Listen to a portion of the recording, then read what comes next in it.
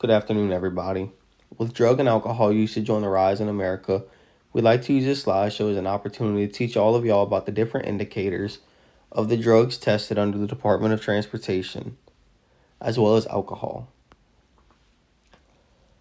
Our 5 drug classes that we're going to look at is marijuana, amphetamines, cocaine, opiates, phencyclidine, and alcohol. CFR 49 Part 40 reviews the 5 drug classes required to be tested under the Department of Transportation. These tests are done by urine samples as seen below. Some alternatives to urine tests can be saliva swabs, and for alcohol, a breathalyzer test. The first drug we're going to look at is marijuana. Our physical indicators are going to be red bloodshot eyes, strong scent, appetite increase, and slowed reaction time. Our behavioral indicators are going to be paranoia, sleepiness, and impaired judgment. Our speech indicators are slurred speech and slow speech.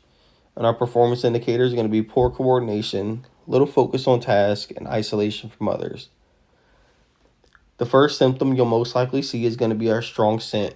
You'll smell something before you see something. If you do notice any of these symptoms, we ask that you do notify the right people to keep everybody safe.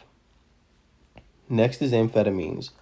Our physical indicators are dilated pupils, sweating excessively, and fast breathing. Our behavioral indicators are paranoia and anxiousness. Our speech indicators are fast talking and excessive talking. And our performance indicators are lots of energy, hyper-focused, and limited completion of tasks. If we see any of our workers experiencing any of these symptoms, maybe behaving differently than normal, or a pattern difference in that worker, that might be a telltale sign to raise questions and concern for everybody's safety, but for that individual's health as well. The next drug we're going to look at is cocaine. The physical indicators are dilated pupils, nosebleeds, nose rubbing, and sweating. Our behavioral indicators are hyperness, short attention span, and sometimes aggressive. Our speech indicators are fast speaking, loud, and jumpy on topics. And our performance indicators are inconsistency, overexertion, and poor time management. All these symptoms lead to problems in our workplace. The nose rubbing is going to be one of the symptoms that you notice first. But aggressiveness and poor time management can lead to the downfall on certain projects. So let's make sure that we are reviewing everybody's performance and making sure everybody is performing up to standard.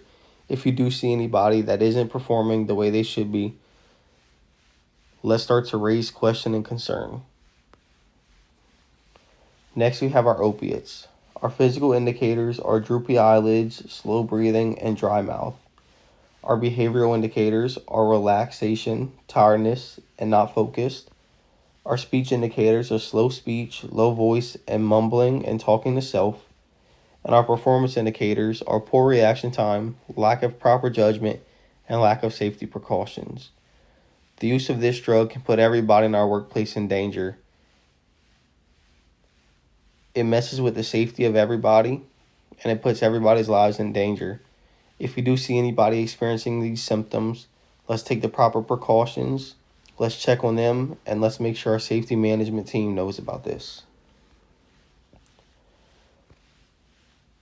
Under phencyclidine, our physical indicators are blank stare, flushed skin, and drooling.